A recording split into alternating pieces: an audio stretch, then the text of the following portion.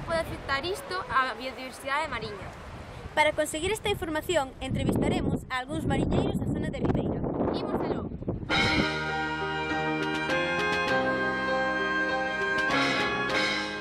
Camiño ao faro de Portugués. Ali, o veciño da zona explicarános onde se fundeu o Prestige. Estamos aquí cun veciño da zona que vai nos explicar onde se fundeu o Prestige. A ver, alá en Finisterre, a unhas cuantas millas, pois foi idea dos políticos sacar o barco para fora e estaba tocado de muerte. Ao final fundeuse e con mal tempo todo o petróleo ven, camiñando hasta a boca da ría da Miña. E aí xa está o Cristo montado. E o resto xa sabemos como foi. Vale. Todo unha porquería política, ni máis ni menos.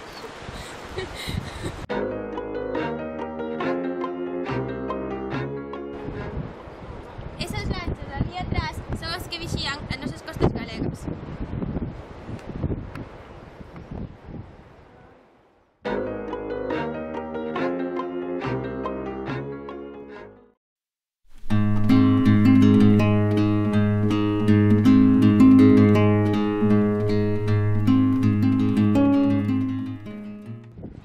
A xente non se toma en serio o tema de que as nosas praias están contaminadas.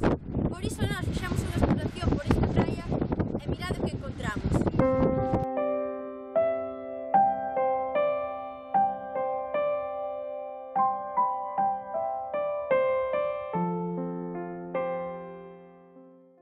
Non confundas o lixo co que de verdad deberías atoparte nas nosas praias. O normal é atoparse cousas da natureza.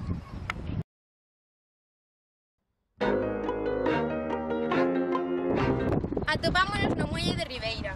Se miramos hacia atrás, poderemos observar os barcos pesqueiros de alta mar. Estes arroxan moitos residuos do mar. E todo isto, sumado á contaminación que nós arroxamos dende terra, Afecta a biodiversidade mariña. Entrevistaremos un mariñeiro daqui da zona de Ribeira. por onde soes pescar?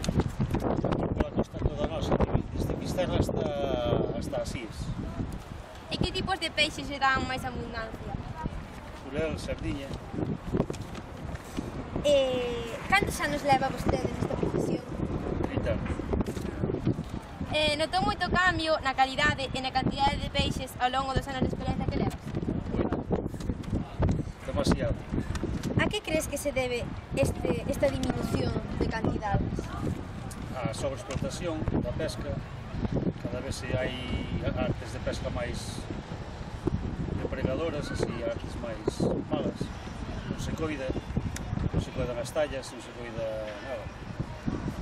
Que crees que podería facer a xente para arranxar este problema? Vigilancia e paquetes.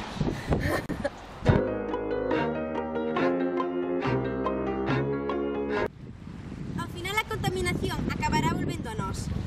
E como xa vos dixemos antes, a contaminación vai afectar a biodiversidade mariña.